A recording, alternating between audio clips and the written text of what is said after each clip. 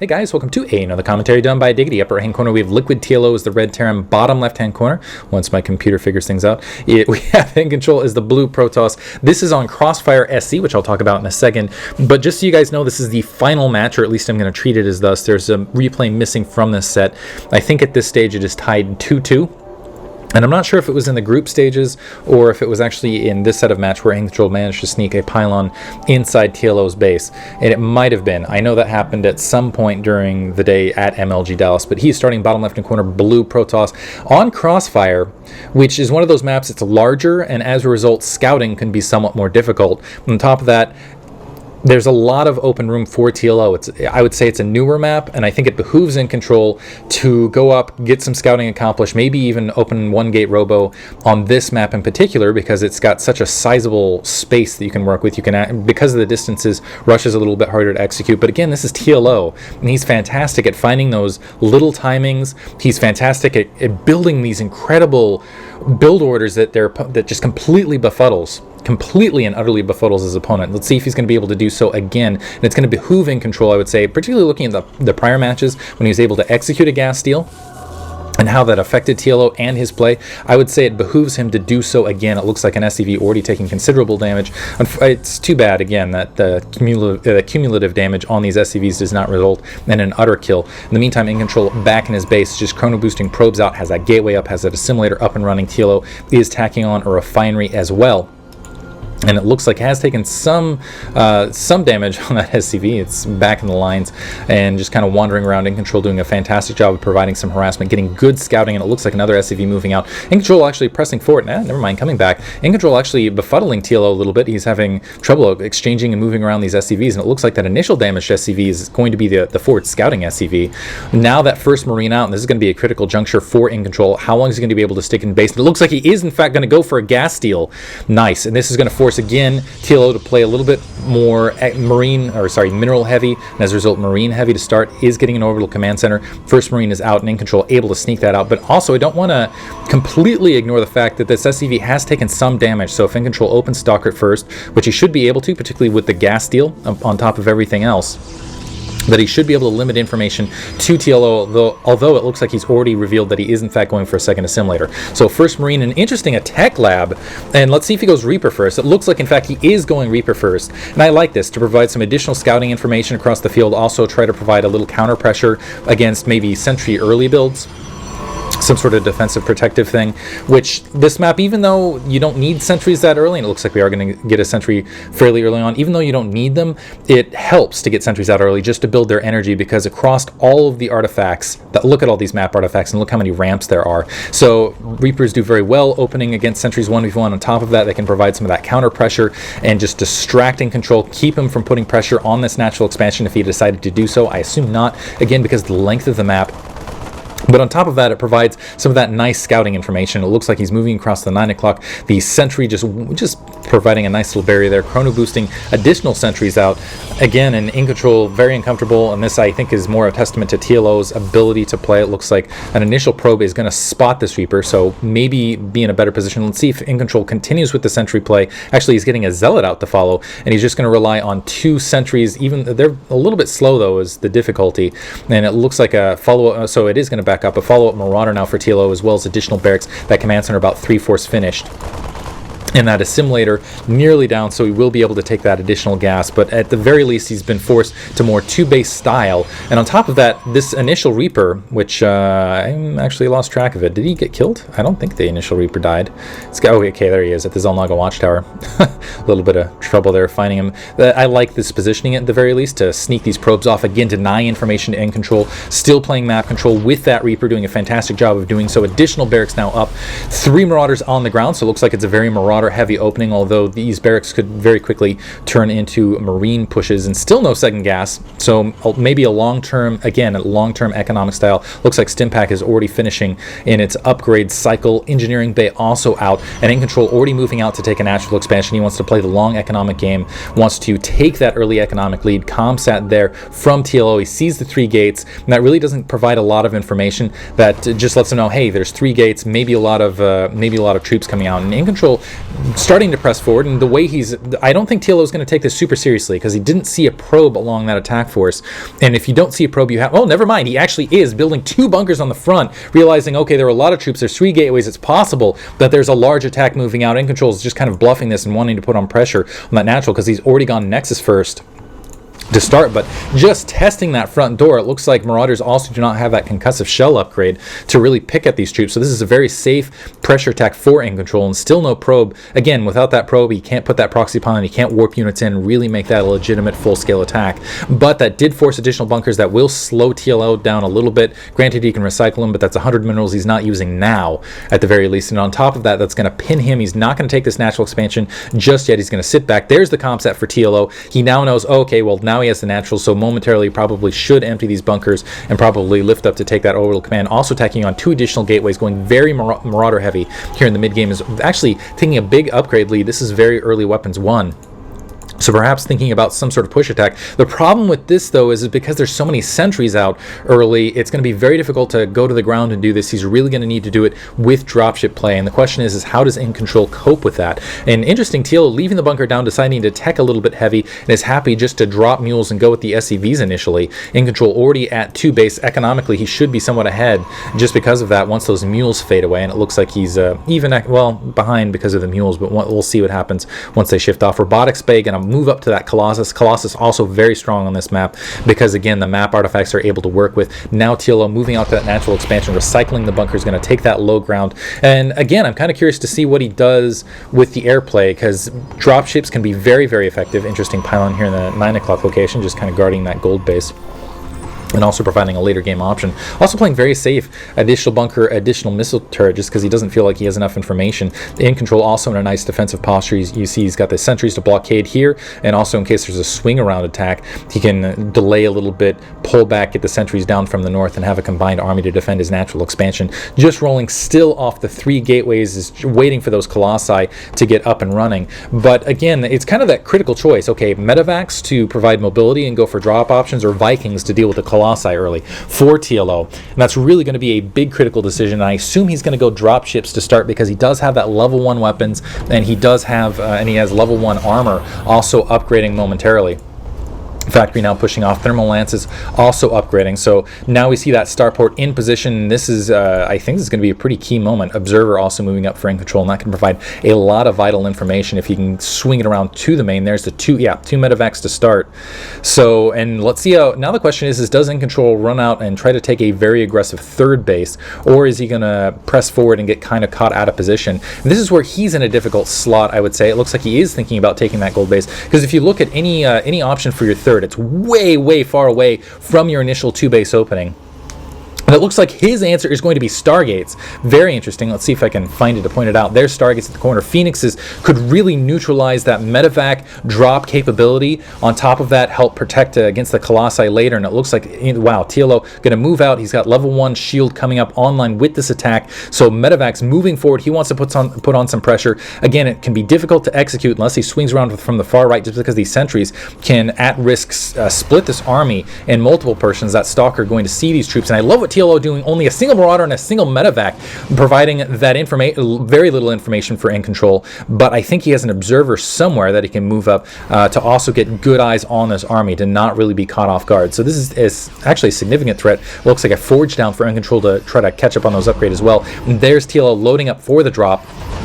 I think there's already a Phoenix somewhere out in the field, though. Actually, never mind. No, it's just now building. So this looks like this medevac drop is going to be a significant threat. Has positioning to work with. Moving in from the north, split a little bit in half. There's the Colossi to engage all that on the right. The Zealots providing a nice buffer. And so with this army split from TLO, he's actually having difficulty engaging. Doesn't have any high ground spotting anymore, and actually having to back off. Nicely defended by Incontrol. Good Guardian Shield as well. And now with the Phoenixes in play, TLO's ability to execute these drops is going to be greatly diminished. Trying to do something kind of creative with that army positioning, but just ended up getting crushed in nice force fields on Incontrol to really limit the movement of those troops, pin them back. It looked like the Marauders were just sitting there getting annihilated. So, and that's a big, I cannot emphasize how significant that attack was. Finally now a switchback to Vikings for TLO. Incontrol feeling confident now with the Phoenixes up in the air. He can take that bottom right hand expansion Nexus is going to be up and loading, and a couple of pylons as well, and this is going to be critical actually for Incontrol to keep this observer pinned to, wow, all these medevacs. He needs to keep a strong eye on these medevacs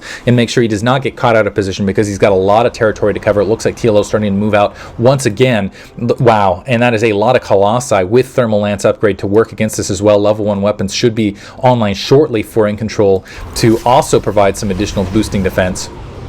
Again, TLO loading up with one medevac, and that's the thing, he can load up with a lot of this. Incontrol knows this is moving up to the 9 o'clock location. Let's see if he's going to have a Phoenix or a handful of Phoenixes or maybe some defense troops to deal with it. A pylon being, oh, this is really risky on this probe's part. No probe. Some Marauders moving out to the 3 o'clock. Also the drop swinging around the 9, so it's going to be a dual-pronged attack. Incontrol going to have to defend multiple locations at once, and he's only going to have 4 warp gates worth of troops to really to unleash, essentially. So now the Marauders working at this pylon here, also the attack moving, and the Phoenix is actually moving out to location, so it looks like they're going to deal with these Marauders here at the 3 o'clock, save this additional base, but this is going to unpower the Stargate, maybe take the Stargate out as well, so TLO is not going to come out of this empty-handed, does manage to take the Stargate out, also able to sneak out with that medevac, so able to slow down Incontrol at least in some regard, but there's still plenty of Phoenixes out in the air. Let's see if he can actually charge forward and kill this medevac. Looks like the medevac going to suicide to try to save those Marauders from that lift up. Yeah, they're going to stim pack, run away, and just turn around. TLO going to sacrifice it very intelligently. So 5 Phoenixes moving out. Incontrol really doesn't want more than that, actually. So I don't even know that he needs to. Okay, he is going to rebuild the star. Actually going 2 Stargates. Interesting. So definitely wanting to go heavy air to provide some padding against the Vikings and really make those. So basically all Viking, all Colossi. Sorry, all Colossi, all Phoenix, really. Lifting up that Marauder once again. So expect him to go very, very heavy with the robotics base. You already got 2 outstaging, and that could be a very formidable attack force and also a very mobile attack force, because Colossi, they can just go up and down that high ground, low ground very, very easily, and the Colossi to support, they can be everywhere at once. They can also maybe even provide a harass attack, which is why TLO has these 2 missile turrets up this upper left-hand corner. So staying equalized, at least economically, up to that 3rd base. I think that 3rd base out a little bit later, and it feels, but at the same time feels less vulnerable than Incontrol's army. Several barracks out, a lot of barracks out. It looks like a total count of 8, although many of them without additional add-ons, so mostly going to be pumping Marines, it looks like. And 3 starports, 1 with a reactor to go very Viking heavy, so it's going to be major infantry. The Colossi are going to be vital, so really the key, the crux of these fights, the crux of these engagements for Incontrol are to be able to babysit those Colossi. TLO with those Marauders needs to be on top of it, sniping them, or with those Vikings sniping them and trying to chew through, positioning this well. It's going to be an interesting fight nevertheless, and I like this very underutilized sensor tower here. It looks like a single zealot going to wander up and run into a planetary fortress. That sucks. It's like you run up, an entire building starts attacking you. How much more depressing can you get? It's like you train your entire life. You go to the Protoss Ninja Academy or whatever it is. You get your first shiny side blades, and you're like, yes. And they're finally like, you're going to be deployed. You're going to be deployed on CrossFire. And like, yeah, it even sounds like an awesome planet. You go there, and then you run into a building that attacks you and die almost instantaneously. Sucks. So Incontrol not real. So a comsat right there to get a good look at the composition there, seeing that they're in fact Phoenix. I think from the speed he would have been able to tell. Perhaps I think that was a little bit of a mistake from TLO. He knew what the composition speed was just based on that sensor tower. Didn't really need to expend it. Incontrol going to take that 3 o'clock base, that gold expansion, able to splat. Nice comsat there by TLO. Going to see a heavy Colossus force. He's actually got a formidable army of his own, very well sized. Both players near max economy, but really what it comes down to is the long-term economic stability and basically reproducibility of these armies. Marauders charging out those Vikings not too far behind, and this 3 o'clock base looks very scarily vulnerable, particularly with Incontrol completely out of position. I'm not sure why he was positioning out here, perhaps worried about a drop, but completely out of position to save this base. Incontrol might want to cancel this upon seeing these Marauders moving in. And let's see if he's able to do so. Unfortunately, already has probes on location, a cannon warping in as well, but this is going to be a big engagement while that 3 o'clock base gets hammered. Phoenix is engaging on the Vikings. It looks like they're just taking some free damage. Stalkers now forward, trying to do what they can, engaging as well. They do not have any upgrades. It looks like no upgrades on either side, but encroaching a little bit too far. Marines still able to do damage, and the Marauders actually swinging all the way through. and going to try to contest that bottom right-hand base. And Incontrol his army mostly locked out. And he needs to be very careful. Colossus exposed to the Vikings needs to be very careful that that does not happen. And taking some damage right there. Comset finding no defenses. He's just going to charge in. TLO not charging into pin. No, now he's charging in to pin and try to get some Colossi from behind. The Phoenix is swinging back around with the Stalkers. Very heads up for Incontrol. Unfortunately, now it's Stalkers versus Marauders right there. Now trying to re-engage the Colossi against a lot of these forces. TLO needs to disengage.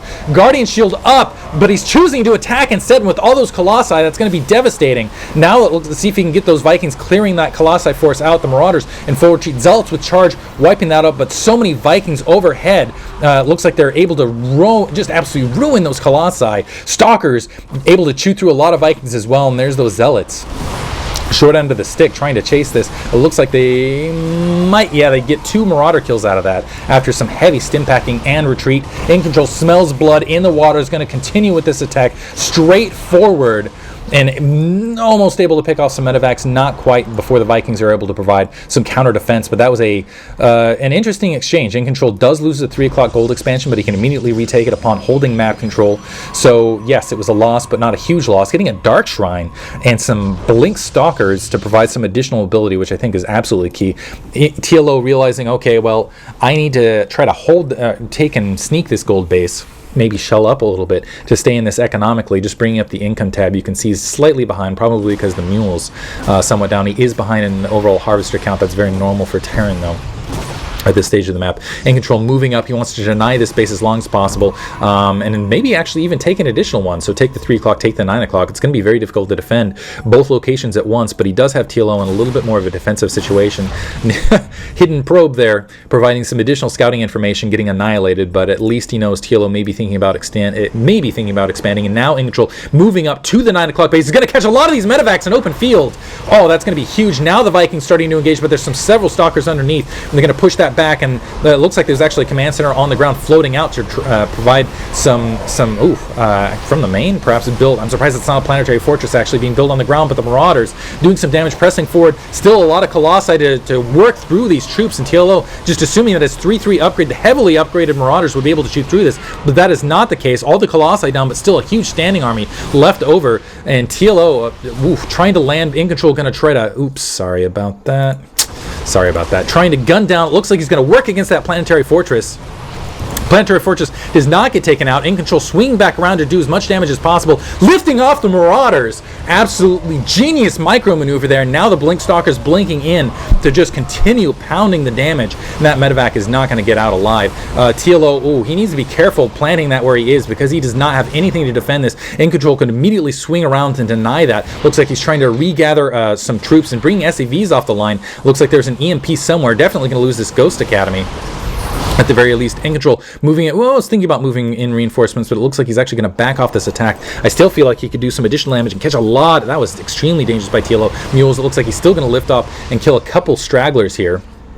But now going to back off, feeling he has the economic lead, has done the damage he wanted to. Level 2 weapons, level 2 armor. In the meantime, 3 o'clock base is, looks like it got flooded out, so I think I missed some. No, maybe not. Maybe not, actually. Looks like it might have taken some damage during the midst of that. I'm actually going to go ahead and pause and move back a little bit, and we'll see during a lot of that engagement what happened. Perhaps. Maybe. So actually it's still low on health, so I probably missed something earlier during the staging attack. Just fun at these stage, moving through. Okay, there it's warping in. ×8.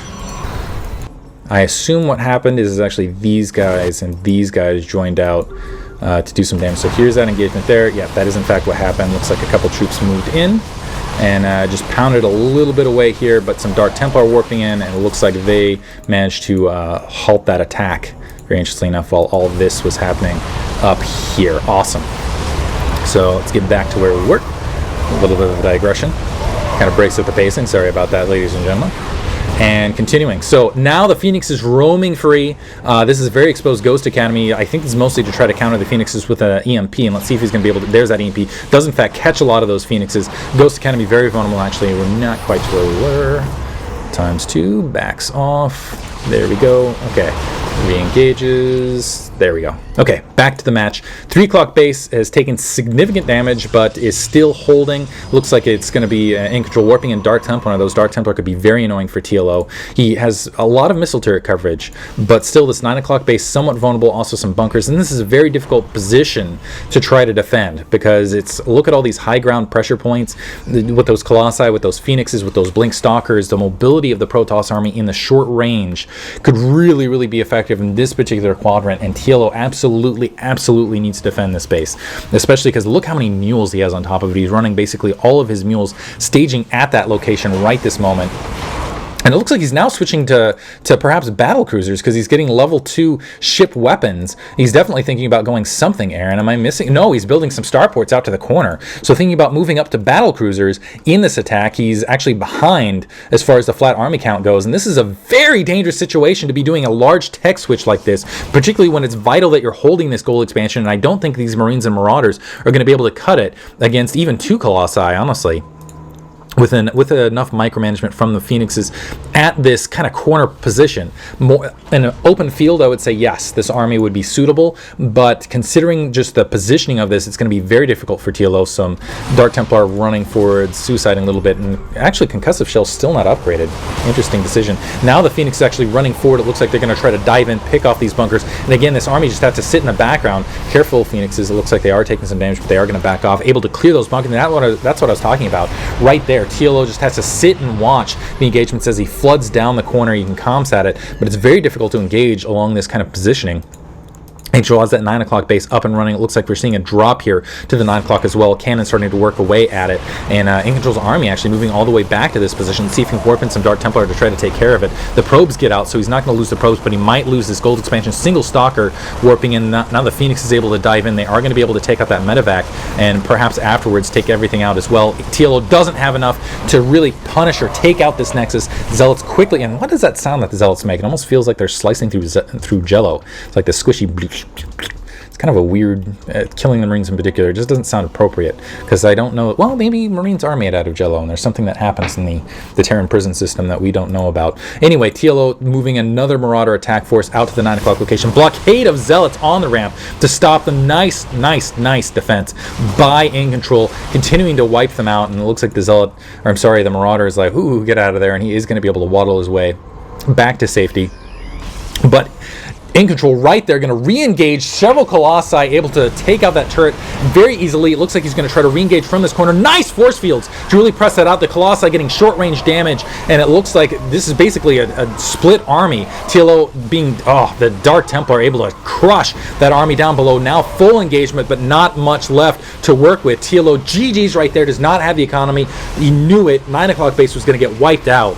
And Incontrol takes the best of 5 at MLG Dallas. Most people consider that an upset. I actually think he had it in him. Hope you guys enjoyed it. Thank you for listening.